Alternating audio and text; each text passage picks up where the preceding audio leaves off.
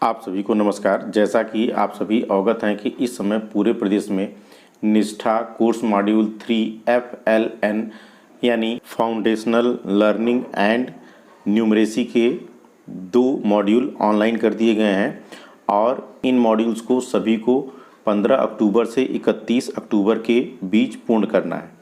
आप इससे भी अवगत हैं कि इस मॉड्यूल को पूर्ण करने पर हमें सर्टिफिकेट तभी प्रदान किया जाएगा जब हम इस मॉड्यूल की प्रश्नोत्तरी में 70% अंक प्राप्त करेंगे।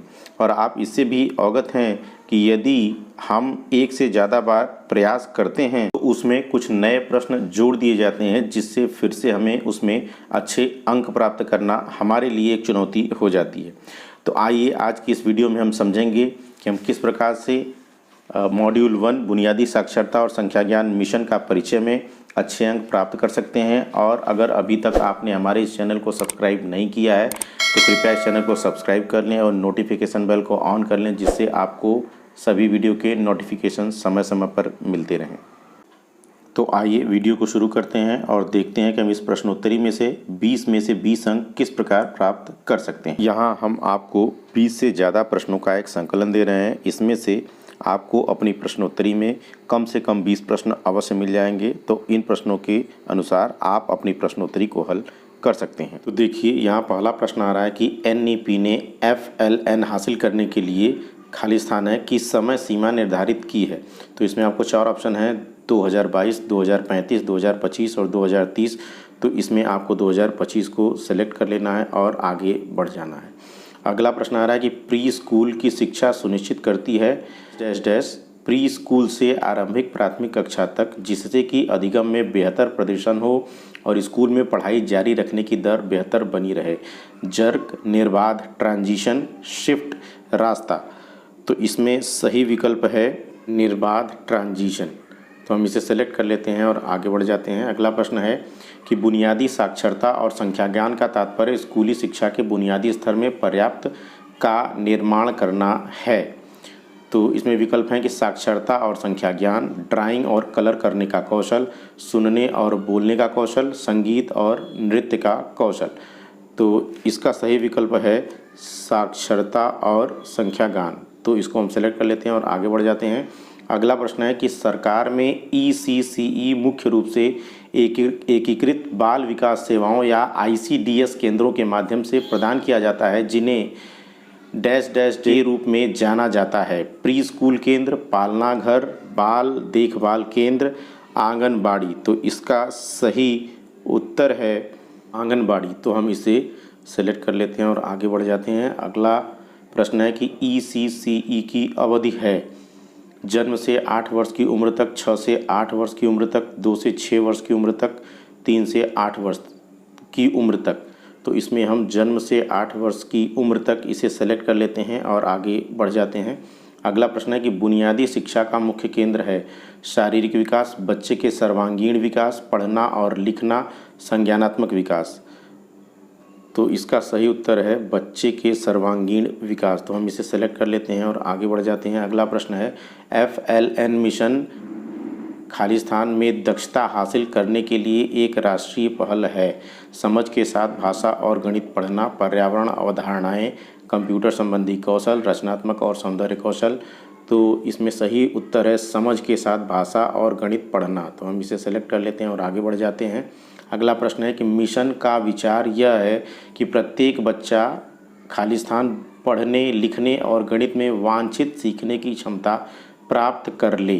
तो इसका सही उत्तर है ग्रेड 3 के अंत तक और ग्रेड 5 के पहले। तो हम इसे सेलेक्ट कर लेते हैं और आगे बढ़ जाते हैं। अगला प्रश्न है कि NCERT राज्यों और केंद्र शासित प्रदेशों को FLN मिशन के उद्देश्यों की पूर्ति के लिए प्रदान करेगा। पाठ्यपुस्तक, कार्यपुस्तिका, शिक्षण योजना, पाठ्यचर्या और शिक्षा शास्त्रीय ढांचा। तो इसका सही उत्तर है पाठ्यचर्या और शिक्षा शास्त्रीय ढांचा। तो हम इसे सेलेक्ट कर लेते हैं और आगे बढ़ जाते हैं। अगला प्रश्न है कि आंगनबाड़ी कार्यकर्ताओं / शिक्षकों का ECCE प्रशिक्षण स्कूल शिक्षा विभाग के क्लस्टर संसाधन केंद्रों द्वारा होगा। मूल्यांकन, कोच, मेंटर या संचालित।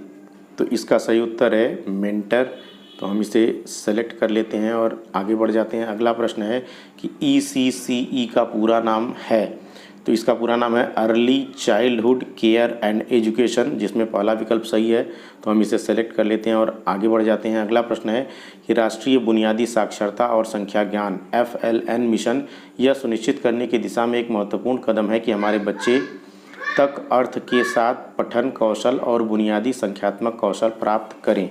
कक्षा 4, कक्षा 2, कक्षा 1 और कक्षा 3, तो इसमें सही विकल्प है कक्षा 3, तो हम इसे सेलेक्ट कर लेते हैं और आगे बढ़ जाते हैं। अगला प्रश्न है कि CBSE प्राथमिक स्तर पर के एक पूल की पहचान करेगा जो सरकारी प्राथमिक शिक्षकों का मार्गदर्शन कर सकता है और प्राथमिक स्तर पर शिक्षकों का समर्थन करने के लिए ई-सामग्री भी विकसित कर सकता है, जिसमें पाठ्य योजनाएं, नवीन शिक्षा शास्त्र का उपयोग आदि शामिल है। तो इसमें इसका सही विकल्प है उत्कृष्ट शिक्षक, तो हम इसे सेलेक्ट कर लेंगे और आगे बढ़ जाएंगे। अगला प्रश्न है कि NEP 2020 में यह परिकल्पना की गई है कि 5 वर्ष की आयु से पहले प्रत्येक बच्चा एक प्रारंभिक कक्षा या बाल वाटिका में जाएगा जिसमें एक ECCE को पढ़ाने योग्य क्वालिफाइड शिक्षक होगा।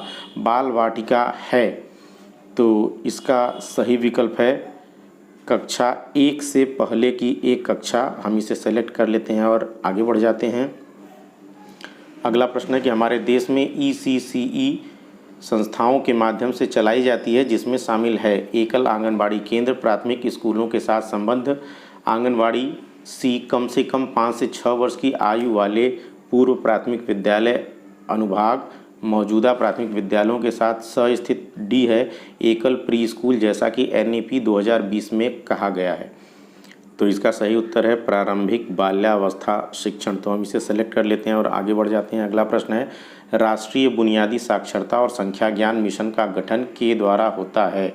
KVS, शिक्षा मंत्रालय, NCERT, CBSE, तो इसका सही उत्तर है शिक्षा मंत्रालय, तो हम इसे सेलेक्ट कर लेते हैं और आगे बढ़ जाते हैं। अगला प्रश्न है कि SDG के लक्ष्य 4.2 का उद्देश्य यह सुनिश्चित करना है कि सभी लड़कियों और लड़कों को, जिसमें वंचित समूह और विकलांग बच्चे भी शामिल हैं, 2030 तक गुणवत्तापूर्ण देखभाल और पूर्व प्राथमिक शिक्षा प्राप्त हो ताकि वे प्राथमिक शिक्षा के लिए तैयार हो सकें।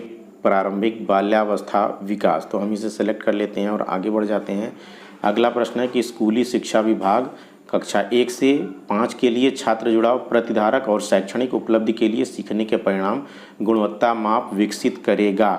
तो इसके विकल्प हैं ऐप, टूल, स्केल और उपकरण, तो इसका सही उत्तर है ऐप, तो हम इसे सेलेक्ट कर लेते हैं और आगे बढ़ जाते हैं। अगला प्रश्न है कि बुनियादी साक्षरता और संख्या ज्ञान के लिए संदर्भ व्यक्तियों का क्षमता वर्धन और संदर्भ सामग्री विकसित करना सरकार के साथ साथ की भी जिम्मेदारी है। तो इसका सही विकल्प है NGO, हम इसे सेलेक्ट कर लेते हैं और आगे बढ़ जाते हैं। अगला प्रश्न है कि सभी बच्चों के लिए बुनियादी साक्षरता और संख्यात्मक कौशल प्राप्त करना त्वरित राष्ट्रीय होना चाहिए। सेवा, मिशन, एजेंडा, लक्ष्य, तो इसका सही विकल्प है मिशन, तो हम इसे सेलेक्ट कर लेते हैं और इसमें देखिए प्रश्न आ रहा है कि स्कूली शिक्षा के बुनियादी स्तर में भाषा और गणित कौशल का निर्माण करना किसका उद्देश्य है। इसके विकल्प हैं समग्र शिक्षा, बुनियादी साक्षरता और संख्या ज्ञान मिशन, सिविल सोसाइटी, NGO, तो इसमें आपको चयन करना है बुनियादी साक्षरता और संख्या ज्ञान मिशन और आगे बढ़ जाना है। अगला प्रश्न है किसी भी बच्चे के जीवन काल में प्रारंभिक वर्ष महत्वपूर्ण होते हैं क्योंकि इस समय खाली स्थान किसी अन्य चरण की तुलना में अधिक तीव्र होती है। गति की दर, जीवन की दर, विकास की दर, बढ़त की दर, तो इसका सही विकल्प है विकास की दर, आप इसे सेलेक्ट कर लेंगे और आगे बढ़ जाएंगे। अगला प्रश्न है कि राष्ट्रीय खाली स्थान का मूल उद्देश्य है कि सभी बच्चे पढ़ने और समझ के साथ प्रतिक्रिया करने में सक्षम हों, बच्चे समझ के साथ स्वतंत्र रूप से लिख पाएँ, संख्या, माप और आकार के क्षेत्र में तर्क को समझ पाएँ और संख्यात्मकता, स्थानिक समझ कौशल के माध्यम से समस्या समाधान करने में स्वतंत्र हों। नेशनल परिवार मिशन कल्याण, नेशनल मिशन समाज कल्याण, नेशनल मिशन शिक्षा एवं स्वास्थ्य, बुनियादी साक्षरता और संख्या ज्ञान मिशन, तो आपको इसे बुनियादी साक्षरता और संख्या ज्ञान मिशन को सेलेक्ट कर लेना है और आगे बढ़ जाना है। अगला प्रश्न है कि मिशन मोड में तक बुनियादी साक्षरता और संख्यात्मकता के लक्ष्य को प्राप्त करने के लिए राज्यों और केंद्र शासित प्रदेशों की महत्वपूर्ण भूमिका है। तो इसमें पहला विकल्प है 2025, 2026, 2023 से 2026, 2022 से 2026, 2021 से 2026। तो इसका सही विकल्प है 2025 से 2026। तो आप इसे सेलेक्ट कर लेंगे और आगे बढ़ जाएंगे। अगला प्रश्न है कि NEP 2020 द्वारा प्रस्तावित नई 5+3+3+4 संरचना में 3 वर्ष की आयु से खालिस्तान को एक मजबूत आधारशिला के रूप में शामिल किया गया है, जिसका उद्देश्य बेहतर समग्र शिक्षा, विकास और कल्याण को बढ़ावा देना है। ECD, ECCE, CED, ECCD। तो इसमें सही विकल्प है CCE। तो आप इसे सेलेक्ट कर लेंगे और आगे बढ़ जाएंगे। अगला प्रश्न है कि सभी हितधारकों जैसे शिक्षकों, अभिभावकों, छात्रों और समुदाय को खालिस्तान के लिए मजबूत नींव तैयार करने में शामिल करें। निरंतर चलने वाला अधिगम, केवल स्कूली शिक्षा, केवल पढ़ना लिखना, जीवन पर्यंत चलने वाले अधिगम। तो आप इसे सेलेक्ट कर लेंगे और आगे बढ़ जाएंगे। अगला प्रश्न है कि भावी स्कूल शिक्षा और आजीवन सीखने के लिए खालिस्तान और संख्याओं की बुनियादी समझ जीवन के लिए आवश्यक आधार है। इसके विकल्प हैं अपनी भावनाओं को दिखा पाना, पढ़ और लिख पाना, केवल लिख पाना, केवल बोल पाना। तो इसमें सही विकल्प है पढ़ और लिख पाना। आप इसे सेलेक्ट कर लेंगे और आगे बढ़ जाएंगे। अगला प्रश्न है कि NCERT देश की अग्रणी शैक्षणिक संस्थान है और यह संस्था शिक्षक प्रशिक्षकों के लिए सामग्री विकसित करने और प्रशिक्षण आयोजित करने के साथ साथ खालिस्तान के लक्ष्यों को प्राप्त करने में भी महत्वपूर्ण भूमिका निभाती है। इसके विकल्प हैं समाजीकरण, संज्ञानात्मक, रचनात्मक, बुनियादी साक्षरता और संख्यात्मकता। तो इसका सही विकल्प है बुनियादी साक्षरता और संख्यात्मकता। आप इसे चयन कर लेंगे और आगे बढ़ जाएंगे। अगला प्रश्न है KVS स्कूलों को मिशन मोड में कक्षा 5 तक सभी छात्रों द्वारा बुनियादी साक्षरता और संख्यात्मकता प्राप्त करने के लिए खालिस्तान के रूप में विकसित किया जाएगा। डेमो स्कूल, उद्देश्य स्कूल, मॉडल स्कूल, नमूना स्कूल। तो इसका सही विकल्प है मॉडल स्कूल। आप इसे चयन करेंगे और आगे बढ़ला प्रश्न है कि SDG के लक्ष्य 4.2 का उद्देश्य यह सुनिश्चित करना है कि सभी लड़कियां और लड़कों को, जिसमें वंचित समूह और विकलांग बच्चे भी शामिल हैं, 2030 तक गुणवत्तापूर्ण देखभाल और पूर्व प्राथमिक शिक्षा प्राप्त हो ताकि वे प्राथमिक शिक्षा के लिए तैयार हो सकें। देखभाल, इसके विकल्प हैं देखभाल और प्रोत्साहन, शिक्षा, बाल विकास, प्रारंभिक बाल्यावस्था विकास। तो इसका सही विकल्प है प्रारंभिक बाल्यावस्था विकास। आप इसे सेलेक्ट करेंगे और आगे बढ़ जाएंगे। अगला प्रश्न है कि प्रारंभिक बाल्यावस्था देखभाल और शिक्षा पाठ्यक्रम की योजना और कार्यान्वयन का कार्य शिक्षा मंत्रालय, महिला और बाल विकास मंत्रालय, WCD, स्वास्थ्य और परिवार कल्याण और जनजातीय मामलों के मंत्रालयों द्वारा किया जाएगा। प्रतिस्पर्धा में, पृथक रूप से, संयुक्त रूप से, स्वतंत्र रूप से। तो इसका सही विकल्प है संयुक्त रूप से। आप इसे सेलेक्ट करेंगे और आगे बढ़ जाएंगे। आप देख रहे हैं कि आप 20 में से 20 प्रश्नों के उत्तर दे चुके हैं। तो आइए अब इसे सबमिट करते हैं और अपना स्कोर जांचते हैं। आप देख रहे हैं कि हमारा स्कोर 20 में से 20 है।